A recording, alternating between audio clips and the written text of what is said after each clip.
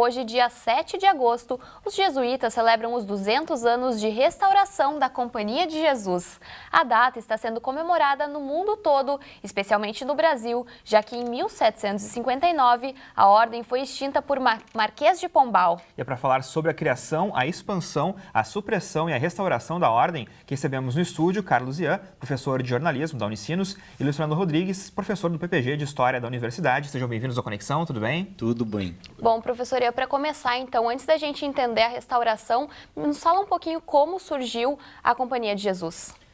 Bom, a Companhia de Jesus, eu não sou professor de História, então, como vocês veem, eu sou professor de Comunicação, então datas vai ser uma coisa assim, bem complicada de eu ficar fazendo referência, mas ela inicia, então, por volta de 1540, a partir de um grupo de universitários que se reúnem na Universidade de Paris, diria eu assim, capitaneados por Inácio de Loyola. Inácio de Loyola era um basco, um espanhol, que vai à Universidade de Paris estudar e lá ele reúne então um grupo de colegas, por assim dizer, professores e alunos, e funda então essa Companhia de Jesus. Ora, aquele é justamente o momento em que os países da Europa vêm e se lançam mundo afora no sentido de colonizar países. E os jesuítas, inicialmente, já vão, então, nessa leva, vêm com Portugal e com Espanha para os diferentes lugares aonde aquelas metrópoles estavam indo colonizar países. E depois ele também se expandiu para outros países, né? Isso, Quando os então primeiros jesuítas eles chegaram aqui no Brasil? Então, os primeiros jesuítas vêm a partir de Portugal, vêm com a colonização portuguesa e para o resto da América Latina, juntamente com a colonização espanhola. Aqui no Brasil, os primeiros lugares é o nordeste do Brasil, então, onde é que eles se fixam, e posteriormente vem a nossa região aqui ao sul da América Latina e ao sul do Brasil, então, no caso. E trabalhar basicamente com indígenas. E, professor Luiz Fernando, o que os jesuítas trouxeram ao Brasil? Eles ajudaram muito na educação no começo? Bem, a Companhia de Jesus ela não nasceu como uma ordem estritamente voltada para a educação. Ela era uma ordem missionária, que trazia, digamos assim, um resquício daquela ordem monacal, já com características muito modernizantes. Então, ela é contemplativa na ação. E por características próprias do próprio, digamos assim, fundador, não é? A Companhia de Jesus incorporou um modo de ser que é um modo muito ativo em vários aspectos da vida, da cotidianidade da missão. Então, claro, a educação foi um ponto central, como ponta de lança. Os colégios serviram como ponta de lança para outras atividades, que vão da astronomia, da cartografia, da questão da catequese, das escolas, para colonos, para índios, enfim. Tudo aquilo que necessitava a vida colonial, ali podia estar um jesuíta. E professor Ian, quer complementar? Eu queria complementar um ponto, eu diria assim, uma contribuição, Rodrigo, que vem com os jesuítas é a sistematização, por exemplo, da gramática guarani ou da gramática dos povos indígenas que nós tínhamos no Brasil. Por causa do contato que tinham com os índios, então? Isso, quer dizer, para manter o contato com os índios, seja do ponto de vista do apaziguamento, ou seja do ponto de vista digamos assim, de uma transferência de um modelo cultural também europeu, os jesuítas foram aqueles que dominaram o idioma indígena, sistematizam as gramáticas e passam a ensinar, então, essas gramáticas, ou essa gramática, seja ela guarani ou tupi-guarani, aos indígenas. Então, acho que ali tem uma contribuição interessante já desde o início. E eu diria assim também a sistematização de uma literatura, se nós olharmos hoje em dia, quer dizer, quais são as primeiras literaturas, quais são os primeiros escritos que nós temos como o Brasil. Então, em geral, são sermões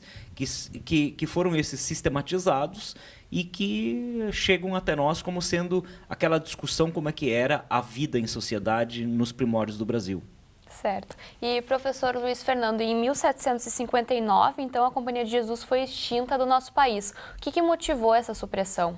Bem, nós usamos um outro termo, nós usamos de expulsão, porque a extinção se vai dar em 1773. Mas a expulsão, ela é, digamos, resultado de dois movimentos globais, não é? Globais em termos europeus, e muito importantes, o regalismo o regalismo borbônico e josefino e o absolutismo nacionalista desses dois estados.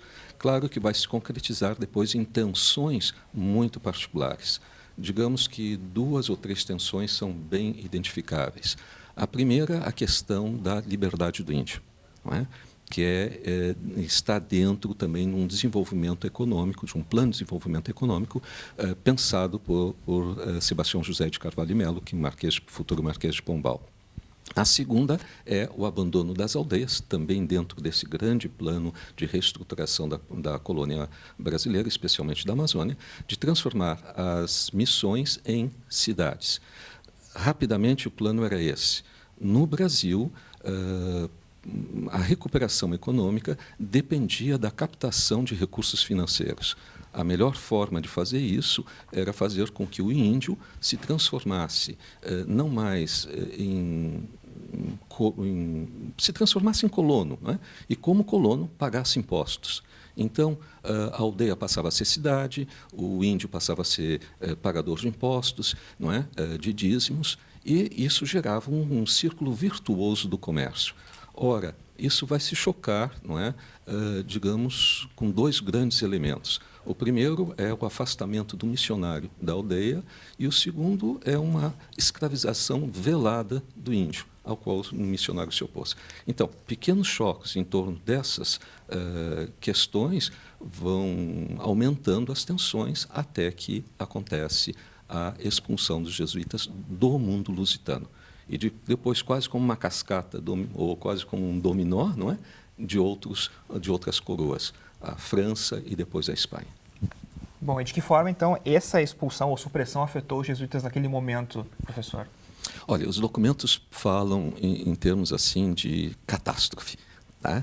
Porque de uma hora para outra, praticamente toda a vida cultural e, digamos, no caso do Brasil, a vida econômica importante cessa. Não é? E Portugal, que tinha um plano de repor a ausência dos jesuítas com padres diocesanos, se vê frustrado nesse sentido. Não é? Faltam padres, os índios são abandonados, as missões praticamente desaparecem, a vida intelectual da província decai profundamente. E, ao mesmo tempo, o jesuíta não era só atuante em colégios. O jesuíta atuava na parte, digamos, de exploração. Nós tínhamos um astrônomo, St. Martoni, que trabalhava na demarcação dos limites na Amazônia, com a aplicação do Tratado de Madrid. Ora, tudo isso vai cessando. Evidentemente, todos os setores, do setor econômico ao setor político, há uma queda, digamos, de ação de próprio Portugal por falta de homens capazes de atuarem junto aos governadores e aos intendentes gerais.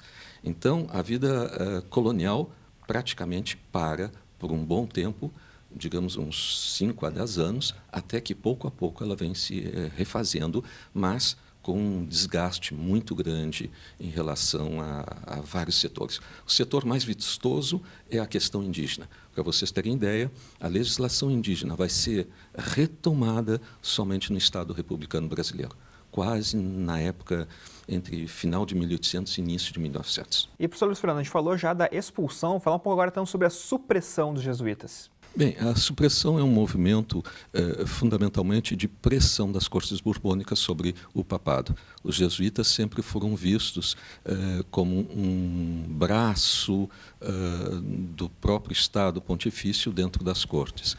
Essas pressões chegam a tal ponto que, entre a morte do antigo Papa anterior a Clemente XIV, quando tem essa passagem para Clemente XIV, as cortes borbônicas percebem que ali é um momento justo de fazer a supressão e entram.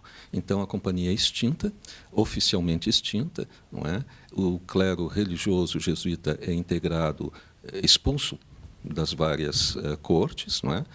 Portugal já tinha sido expulso em 59, logo depois é a França e depois a Espanha, o último. Muitos jesuítas são dispersos pelo Estado Pontifício e alguns continuam numa região muito distante, que é a região de Catarina, da Prússia e de Catarina, de Frederico da Prússia e de Catarina II na Rússia. Depois de anos, então, dessa extinção, em 7 de agosto de 1814, ocorreu a restauração da Companhia de Jesus. Professor, e aí, o que isso significa? Bom, Isadora, eu acho que inicialmente significa que há de novo a possibilidade de um retorno, eu diria lento e gradual. Eu trabalho com pedagogia inaciana, então, por exemplo, assim. E essa pedagogia inaciana, ou seja, aquilo que os jesuítas trabalhavam no âmbito da educação, vai levar quase em torno ali de 100 anos ou mais até começar a retomar uma sistematizada, digamos assim, no modelo pedagógico. Ora, isso que eu vejo acontecendo na educação, isso também se dá, seja em termos de uma organização interna, vamos dizer assim, da família religiosa, e da forma como os jesuítas passam a atuar no mundo civil de sua forma jurídica.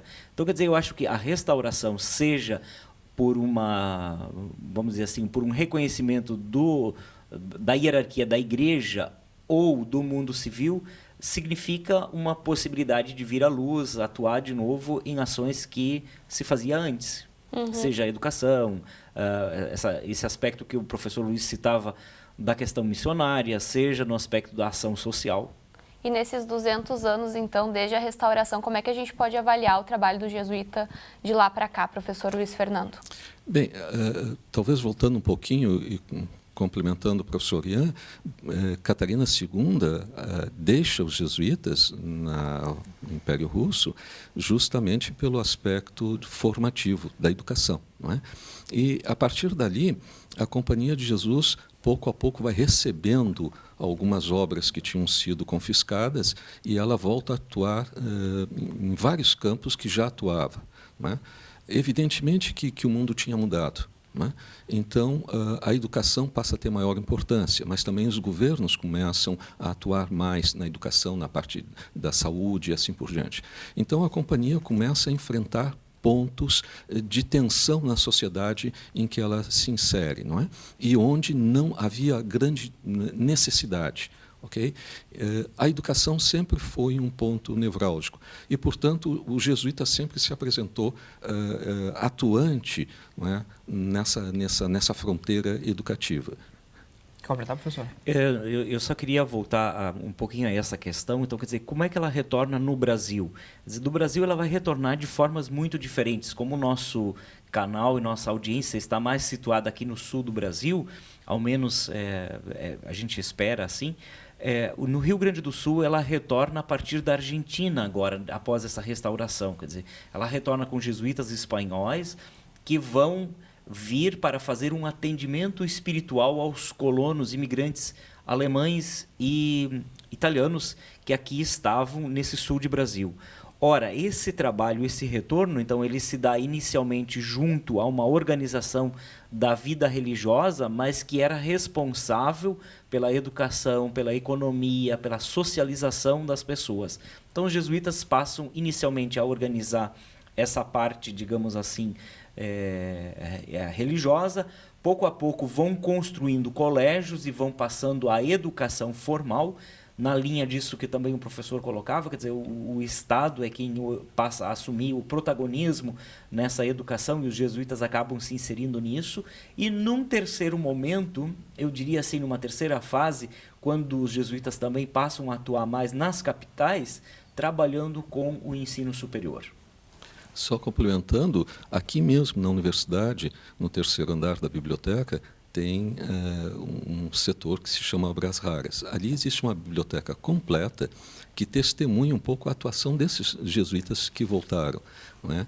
E é interessante ver que nós vamos encontrar livros de construção de estradas, livros de medicina ensinando a fazer um parto, livros que organização econômica, de tudo, né? Todos os setores. Isso atesta um pouco a atuação da companhia depois da restauração. Quer dizer, a partir de agora a companhia entra em todos os campos. Onde tem necessidade, um jesuíta se prepara e vai atuar nesse. Uma atuação bem ampla, então. Muito ampla. E como a gente pode avaliar a Companhia de Jesus hoje, professor? Qual é o perfil do jesuíta atual? Olha, Rodrigo, eu acho que isso é bastante difícil, porque se nós formos olhar hoje, na linha do que o o professor Luiz Fernando coloca, se nós olharmos, nós podemos ver Brasil, nós podemos ver América Latina, podemos ver uma América do Norte e tal.